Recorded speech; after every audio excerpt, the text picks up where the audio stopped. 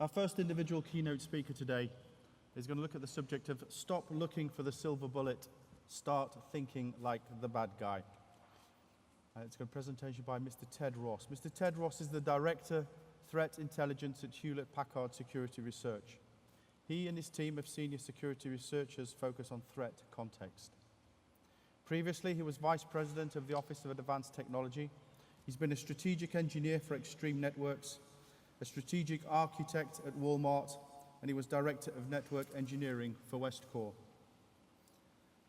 Approximately 86% of a worldwide cybersecurity spend of $7.7 billion US is spent trying to stop hackers at the infiltration stage. But as you've heard in the last few days, this is not solving the problem.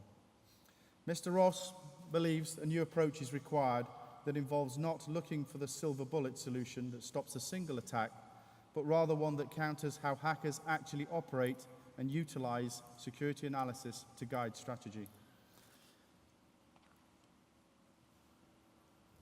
Mr. Ross, please tell us how to think like our adversaries. All right, thank you. So hopefully you're not disappointed that Frank Mong can't be here today. Frank and I are good friends, so I can say this about him. I think you have an upgrade. He's a solutions and marketing folk, and I am a practitioner. And oftentimes when I'm asked to present, it's because we have firsthand knowledge of the adversary. And so I also want to point out one thing today that's kind of special for me. In my career of 26 years, I've never had the opportunity to present to an audience with my father in the audience. And today, my father's here. So, and thank you for sitting in the front row so I know where you are, so I'll avoid you. So anyhow, HP has sponsored a study with Ponemon Institute for several years now. And in 2013, we came up with a number for the global spend on cybersecurity, and it's $46 billion. It's a pretty large number. But there are two other indicators that came along with this number that were really compelling. There were 25% growth in reported breaches that year, and each of those breaches cost about 10 to 15% more than it did the year prior. So we knew that looking at those two other indicators that the number would be much larger in 2014, and sure enough it was. It was $77 billion spent worldwide. And you would think that we would be very effective by throwing this much money at the problem, but unfortunately the numbers show that we're right in the same boat we were in 2013. Once again, 25% year-over-year increase in disclosed breaches, and they cost us 10% more as an industry. So, we have a really big problem here. Obviously, throwing money at this problem isn't going to solve it. We have to do something differently. We have to start thinking differently. We have to start thinking more strategically. We have to start thinking like the adversary. And with that, we need to understand what they do well. So I'm going to talk about some statistics here that we gathered in our cyber risk report later. I'm going to talk about how they use the underground. And at the end of my talk, I'm going to give you a quick presentation on how industry is collaborating in a success story. So what does the adversary do well? 3 words, very simple. They organize, they specialize, and they monetize very effectively. When it comes to organize, they can bring together campaigns that are global in nature with hundreds of actors involved, all with different specialties, and they don't know each other and they don't trust each other, yet they're able to pull these off probably more effectively than large enterprises can operate.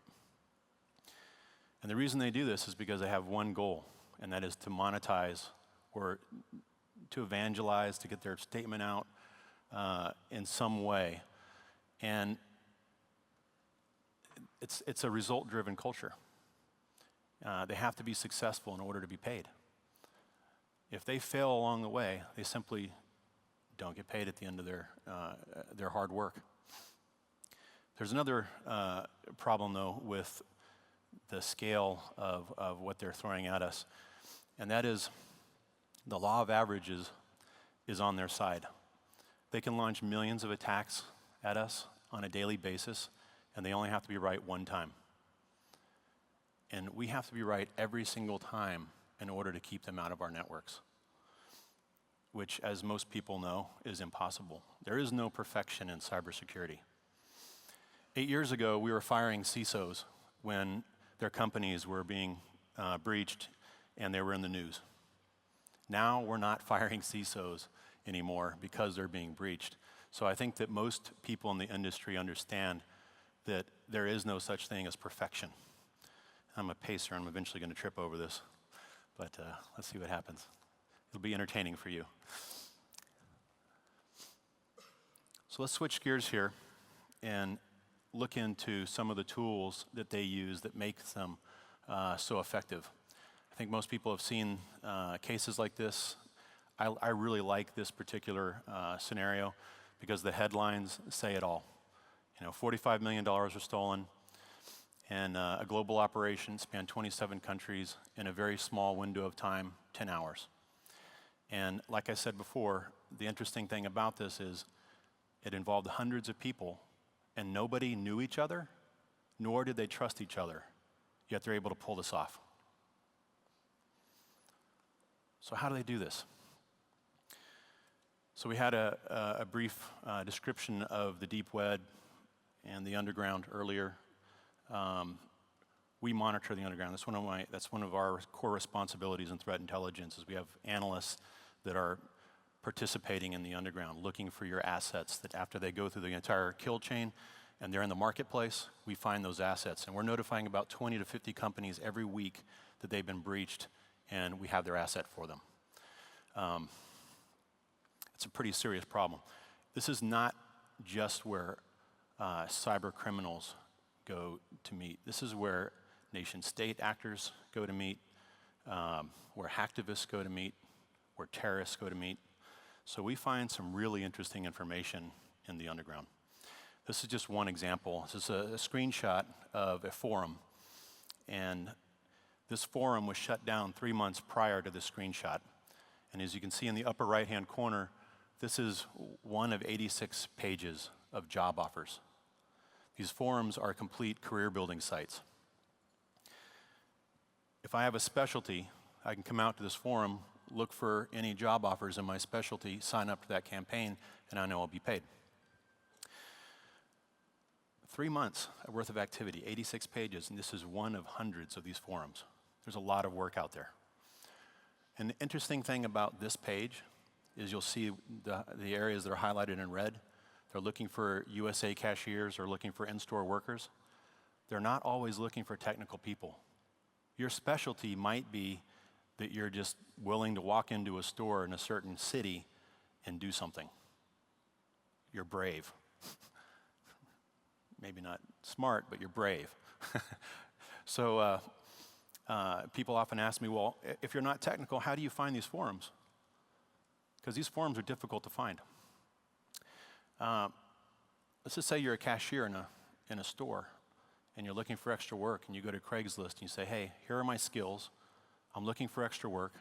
Does anybody have any ideas? They will find you.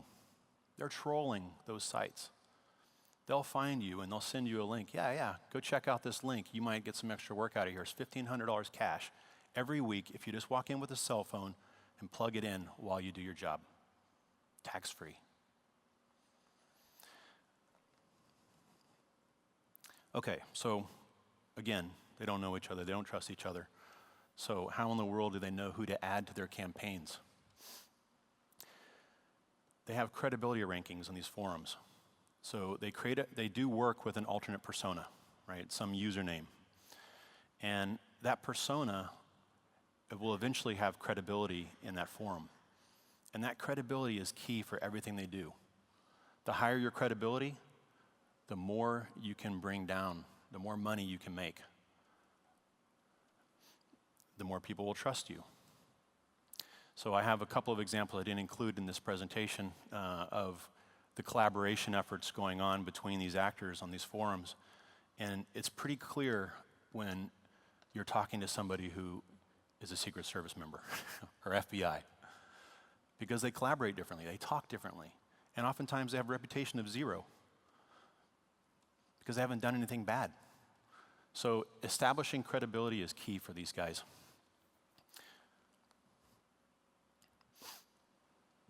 Again, if they don't know each other, they don't trust each other, even if you have high credibility, you're exchanging money, you have to do it in a very trusted manner. So these forums today now offer escrow services directly. You can pay the money, get the money to the forum administrators, they'll hold the money, and when the job is complete, they'll release that money to the actor, and they'll take a piece of the action. Usually it's 6%. If you don't trust the forum, individuals will also act as escrow providers, and they'll have a credibility ranking. If you go to a high credibility escrow provider, you'll usually pay a little bit more, maybe 10% of the take. But they also have creative ways of cashing out their assets. They may not do work directly for money.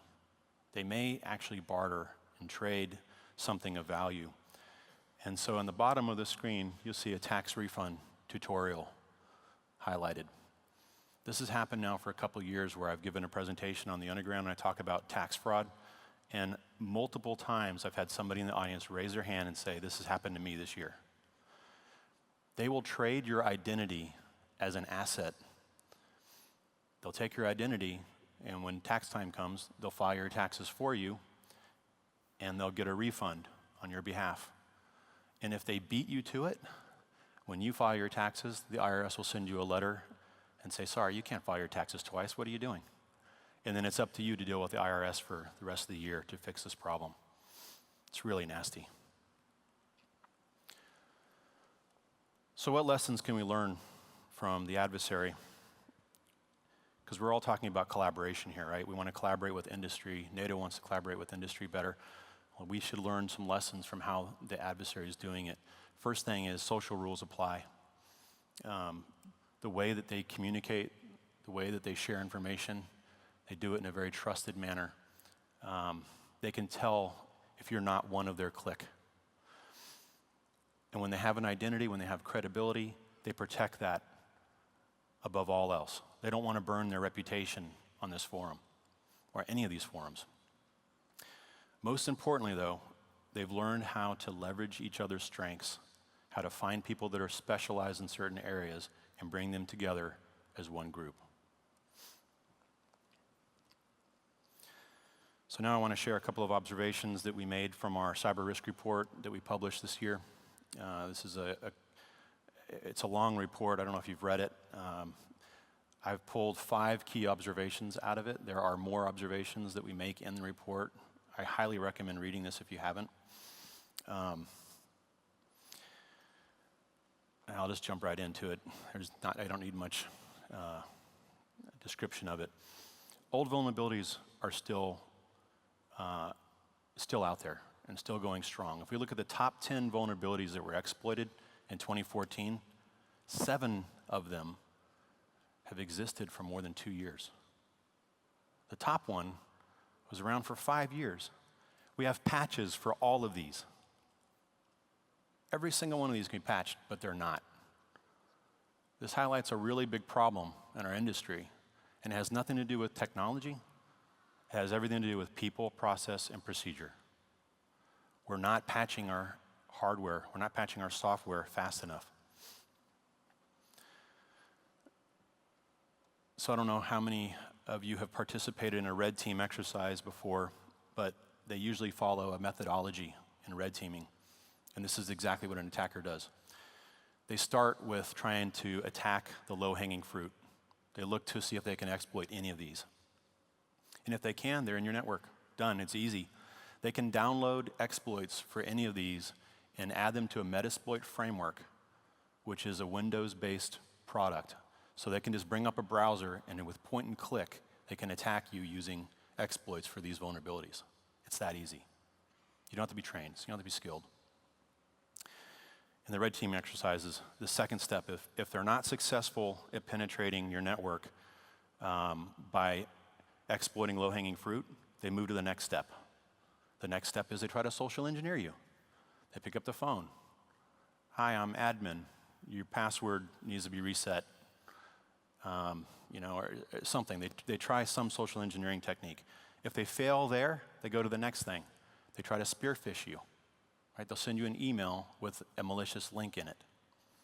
If they're not successful there, then they walk into your facility and they try to access your equipment and infect your devices manually. And so I have a good friend who's a CISO of one of the largest service providers in the States. And she told me a recent story that's true. One of her incident responders came into her office and claimed victory and said, you know what, we just found the guy. We got him. She's like, what? Explain, what do you mean? And he said, well, remember the malware infection that's been so difficult to deal with, that's infected us across the board? We found out where it started and when it started. We found out the actual PC where it came from. So we went to that machine, and it was an administrative assistant, and we asked her, on this day, did you walk away from your PC and leave it unlocked at any time? And she said, no, of course not. I'm well trained, I know not to do that. And so she looked at her calendar, and she found that, hey, yeah, I do remember something that happened on this day. There was a guy who was in here for a job offer, a job interview. And after his interview, he came out of the conference room, and he asked me if he could check his email. So I gave him my keyboard, I brought up a browser, and I let him log into his email, and he checked his email. I was there watching him the entire time. He did nothing wrong, and he left. That was the source of the infection. It turns out this guy used his real name in the interview. We're not sure why yet. We think maybe because they put him, they did some background checks beforehand, but he didn't use his real address or anything, but he used his real name, which is just crazy. So it was really easy to find him. They found him on Facebook within minutes. He had a picture of himself in front of his car with his license plate, so the next day, the authorities were at his door. It was a nice success story. But it also shows that they start with low-hanging fruit and they work their way down their methodology. Second observation, misconfigurations are still a really big problem in the industry. If you look at all the different categories of attacks, misconfiguration is in the top category. So the second observation is, again, we don't have a technology problem, we have a people, process, or procedure problem. Third observation, with new technology, there's new avenues of attack. Your attack surface expands as you add devices to your company and your network. And what's the most prevalent device now? Mobile devices, right? Phones, iPads, laptops even. There's a new generation of developers that are building applications for your mobile devices. And these guys are not trained like your old traditional C, Pascal, Ada, Lisp programmers, right? They don't go to a compile phase and run it against a static code analysis tool to see where in your code may be a vulnerability and fix it before it's released to production. These guys use a Windows-based application. They drag and drop pieces and components. They test it to see if it'll work on the device, and if it comes back and says this works 100% on the device, it's good to go. They push it out. They don't do anything from a security perspective. And it's a big problem. Mobile app security exploits are on the rise. Again, third observation is we have a people problem. Fourth observation is not a people problem. Thank goodness. The adversaries are proliferating. They're everywhere, and they're growing. There's more and more of them all the time. And across every single attack category, there's growth. Why is that? What we see is there's a lot of desperate people in this world finding a way to make ends meet. That's what a vast majority of this is. There's a lot of economic problems around the world where they're just desperate to get some food on the table, and the attacks are becoming easier to issue. The technology is no longer a problem. They have access to the technology. They're going to make use of it. Fifth observation. Again, it's not a people problem. It's a technology problem. In 2014, there were 140 million unique malware samples in the wild. This is going to scale to much larger than 200 million in 2015. And so we're in the security business. We have products that address this area, and we have partnerships that address this area. We've tested the top 10 products to detect malware. The best product will detect 50% on a good day. So next year, we're going to be in a situation where there's 100 million new, unique malware samples floating around that nobody can detect. Again, it's a big problem. Now, we're looking at other technologies now that will look at the behavior of devices, and I highly recommend if you are not looking at a malware behavior box, start looking at that technology, because that's probably the best way to address this problem versus the way we've been doing it for the last couple of years. So I want to summarize a few points here and then move on to a quick demonstration. The first point I wanted to make was, of course, we have to start investing in our people and our processes and procedures, which means we need to stop rejecting the idea that there's a magic box out there that can solve all of our problems. It's typical for organizations to spend 70% of their budget protecting the perimeter, buying a firewall, an IPS, an IDS, all of which we sell, by the way. And if you're spending that much at the perimeter, at that part of the attack lifecycle, you're ignoring the detection aspects of it. You need to start investing more money in detecting them after they've gotten through your defenses, because they will get through your defenses. If you invest in the right people that can think strategically, they'll understand your adversary, they'll understand the TTPs, they'll understand how they're going to attack you. And they can start buying equipment, buying solutions with a lot more purpose. So it's been said that people buy what they want and not what they need. And it's also been said that people buy what other people buy. And we see this all the time in the industry. Some report comes out from an independent third-party test house that says this firewall is the best firewall in the industry. And everybody goes and buys it. And this is a true story. It happened with the next-gen firewall. This is the best next-gen firewall ever.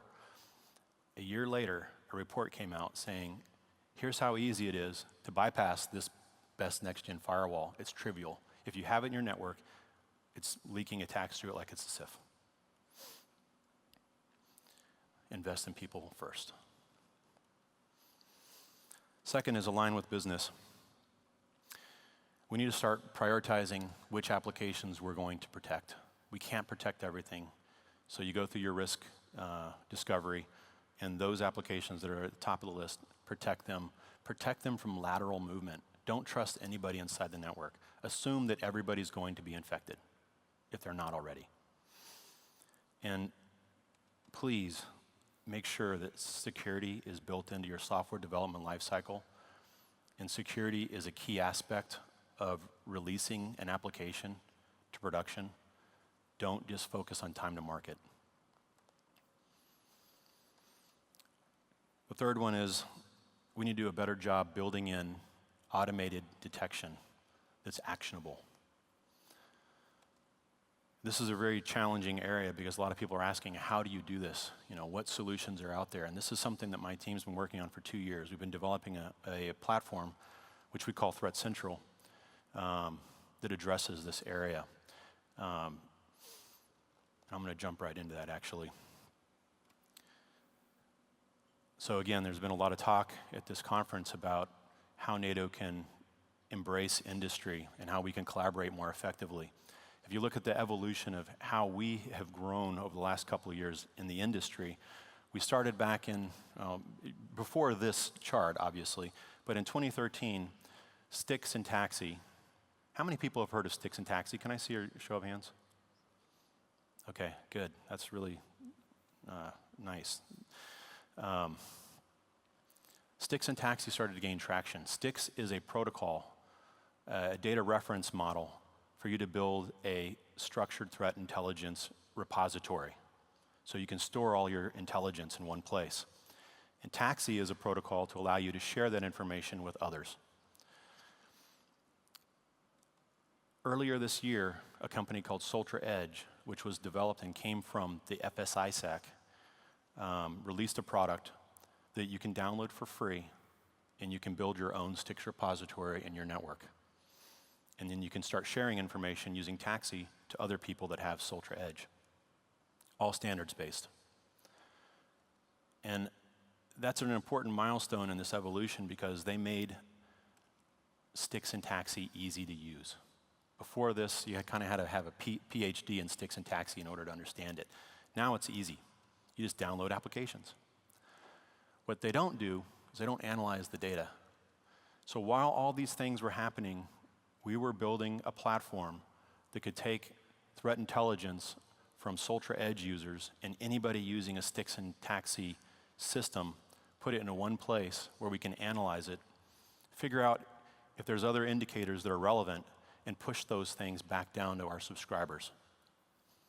We hear over and over that there's 1,000 different feeds that they can buy from vendors today, and they don't trust any of them because there's not enough context for us to take action on that data. So we're striving to overcome that problem. And as you can see on my evolution chart, I have in next year we're going to be focused on applying the results. Right now we're analyzing the results. Next year we'll be applying the results. It's actually misleading because we're already at a point where we're applying the results effectively. We're recommending courses of action, and we're sending that automatically to people who are using this platform. And with that being said, this is literally a 2-minute demo. It's probably too fast. I'm going to log into the Threat Central platform. I'm going to do something very quickly just to show you the power of when collaboration comes together and it works, what you can get out of it. So I'm going to log into Threat Central here. I did this early, and this is recording, by the way. When you log in, you're brought to a notifications panel. I'm going to click on a dashboard. I'm going to highlight the top IP address, the top attack IP address. And if you can see, it's from Vietnam. So it was geolocated to be in Vietnam. I'm going to search inside of Threat Central on that IP address, and quickly I see that I have 3 different unique sources of intel on this IP address, plus a case that somebody put in manually. That was Threat Central. That was my demo on Threat Central. Now I'm going to switch to Maltigo, which is a tool that a lot of incident responders use during their investigation. This is not an HP product. Maltigo has APIs back to Threat Central. So I'm going to take that IP address, I'm going to plug it into a new case in Maltigo, and I'm going to tell it to search Threat Central for all the data. Remember the 3 different indicators in the case? They're brought back into this graph through the API. Now I'm going to say, check the case and give me more information on that case. Do you have any actors on that case? And it brings back, yes, we do have an actor. And it turns out this actor has more information on it. This actor is in Nigeria. So within seconds, you can determine that this IP address that was attacking me from Vietnam was actually being used by a Nigerian threat actor. And remember, there were other indicators, those 3 indicators. Now I want to see what other IP addresses this actor might be making use of. So I go to those indicators and I say, give me all the IP addresses associated with it, and it gives me a nice list of IP addresses that this guy could be potentially using to attack me. So here's the beauty of this. On the right-hand side of this screen is strategic intelligence. Who's attacking you? How sophisticated are they? What TTPs are they using? What indicators are they using? Right? This is something you can walk into your executives and say, here's the bad guy. This is what's going on. On the left-hand side of the screen, these are IP addresses. These are actionable indicators that can automatically be marked as relevant. So if this IP address from Vietnam came into your device and you automatically send it up to Threat Central, we would automatically mark all these IP addresses irrelevant and push them back down to your device. So now your device is being fed with information that it needs to know based on its activity. So you're now in a position where you can block this proactively. This is collaboration in action. We weren't able to do this alone. we had to pull this from multiple sources in order to do this. So we're bringing in information from CrowdStrike, we're bringing in information from Alien Vault, we're bringing in information from VirusTotal, a lot of open source tools. We have a malware company that's sending us information, not ready to announce the name of that company yet. And of course, we're putting information here from HP Security Research. We have a large group of really talented forensic experts, malware researchers, reverse engineers that are publishing information in this repository. And it just so happens that ITISAC just selected this platform as their platform of choice to collaborate.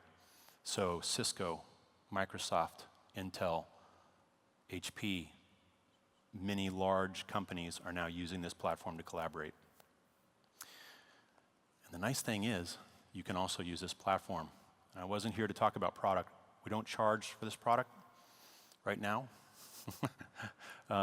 So feel free to go to threatcentral.io and sign up for an account on Threat Central. If you do go here, there's a field on this page that asks you for your HP salesperson's name. Put my name, Ted Ross, in that field, and put NATO next to it, or NIAS next to it. We vet every individual that asks for an account. And this will make our vetting process easier and get you an account created faster if you put that information in there. Also, if you want more information on my team or HP Security Research in general, we put a lot of blogs out there. Every week on Fridays, we put an OSINT newsfeed, which is a list of articles that we think are interesting, just in general. We publish those on Fridays. We also publish reports. We've published a report on Iranian threat actors, Syria, North Korea. They made a lot of noise in the press in the past. It's all published to this link.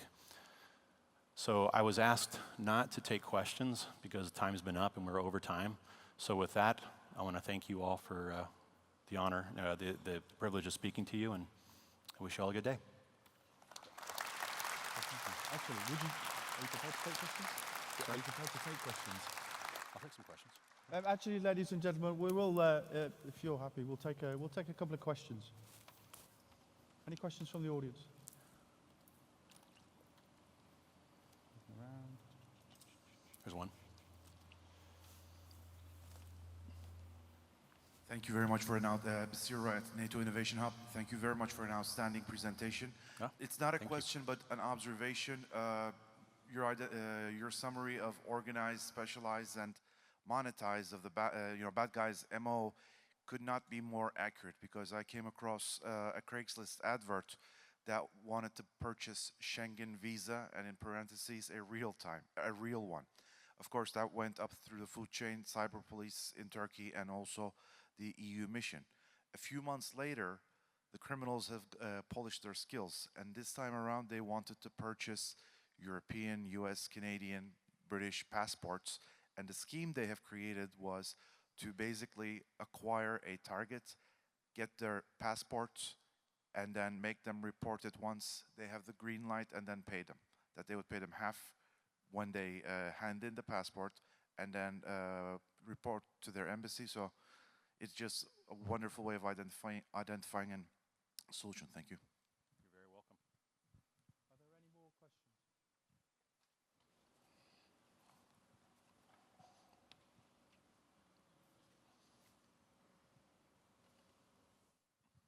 Thank you for the presentation. The question I want to bring forward is because you were talking about you did not build the service yourself, because you had also to rely on partners. And you said there are out a lot of vendors who are selling you information, but you don't trust them. So we heard on the other side, we don't have enough people to do everything ourselves. So we have to have trust in some respect. Otherwise, we will not come to any results. Thank you. Yeah, so let me comment on that. Okay, good. So we actually built the platform that will facilitate the collaboration. 30% of the indicators that we have in the system right now come from community members and actual subscribers. All the rest come from, the majority of them come from HP. CrowdStrike publishes mostly one or two pieces of information on a specific actor. Like here's an actor, they're known to use this hash. We want as many sources, though, as possible to come into this system. We track credibility rankings.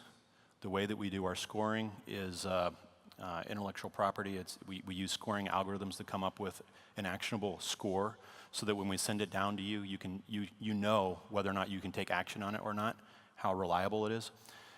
If somebody in the system is sending misinformation in, we have a way of detecting that automatically and lowering their credibility ranking down, so anything they send in will get a low score. So there's been a lot of thought that goes into this. I could probably talk about Threat Central for an hour. There's so many details to discuss. It's a very complicated problem to solve. We've been focusing on it for 2 years. A lot went into it. Now that we have the platform built, though, we have to have everybody start using it or it's useless. It's only as powerful as everybody's information, right, coming into it. And I'll use the IT ISAC as an example, since they're a recent addition to Threat Central. We're adding all these companies into a private database, a private community called IT ISAC inside of Threat Central. So now they can share information without anybody else seeing it, but because they're in the platform, we can take advantage of lessons that we learn, sightings inside that community, and we can increment the score and sightings on other indicators that we see in other communities that might have stumbled across the same event. I failed to mention, too, that it's the first platform that DHS is connected to using CISP. And we highly recommend using machine-to-machine connections in this versus the portal, which you saw in my demo.